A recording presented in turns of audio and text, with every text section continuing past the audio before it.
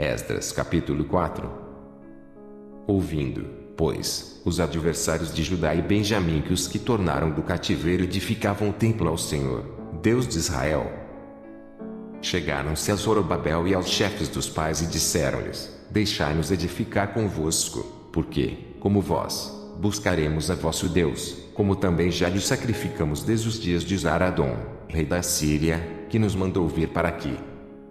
Porém Zorobabel, e Jesua, e os outros chefes dos pais de Israel lhes disseram: Não convém que vós e nós edifiquemos casa a nosso Deus, mas nós, sós, a edificaremos ao Senhor, Deus de Israel, como nos ordenou o rei Ciro, rei da Pérsia.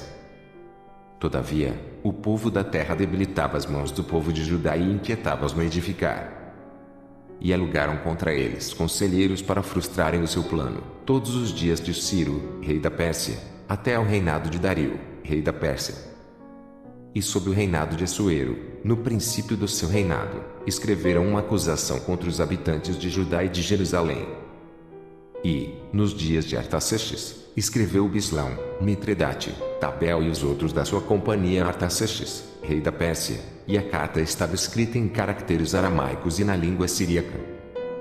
Escreveram, pois, Helm, o chanceler, e Sinsai, o escrivão, uma carta contra Jerusalém, ao rei Artaxerxes, desta maneira.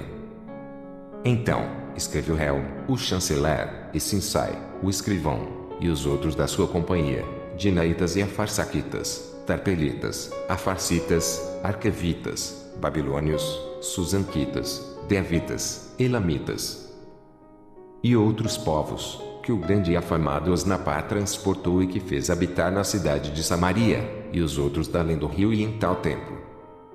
Este, pois, é o teor da carta que ao rei Artaxerxes lhe mandaram, teus servos, os homens daquém do rio e em tal tempo. Saiba, rei, que os judeus que subiram de ti vieram a nós a Jerusalém, e edificam aquela rebelde e malvada cidade, e vão restaurando os seus muros, e reparando os seus fundamentos. Agora, saiba o rei que, se aquela cidade se reedificar, e os muros se restaurarem, eles não pagarão os direitos, os tributos e as rendas, e assim se danificará a fazenda dos reis.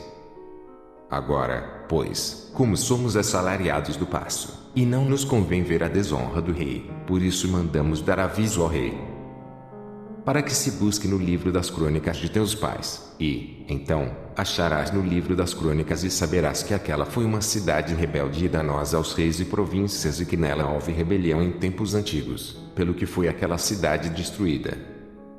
Nós, pois, fazemos notório ao rei que, se aquela cidade se reedificar e os seus muros se restaurarem, desta maneira não terás porção alguma desta banda do rio. E o rei enviou esta resposta a Helm, o chanceler, e a Sinsai, o escrivão, e aos mais da sua companhia, que habitavam em Samaria, como também ao resto dos que estavam da além do rio, paz. E em tal tempo, a carta que nos enviastes foi explicitamente lida diante de mim. E, ordenando eu, buscaram e acharam que, de tempos antigos, aquela cidade se levantou contra os reis, e nela se tem feito rebelião e sedição. Também houve reis poderosos sobre Jerusalém, que da além do rio dominaram em todo lugar, e se lhes pagaram direitos, e tributos, e rendas. Agora, pois, dai ordem para que aqueles homens parem, a fim de que não se edifique aquela cidade, até que se dê uma ordem por mim. E guardai-vos de cometerdes erro nisso, porque cresceria o dano para prejuízo dos reis. Então, depois que a cópia da carta do rei Artaxerxes se leu perante Helm, e Sinsai, o escrivão, e seus companheiros, apressadamente foram eles a Jerusalém, aos judeus, e os impediram à força de braço e com violência. Então, cessou a obra da casa de Deus, que estava em Jerusalém, e cessou até o ano segundo do reinado de Dario, rei da Pérsia.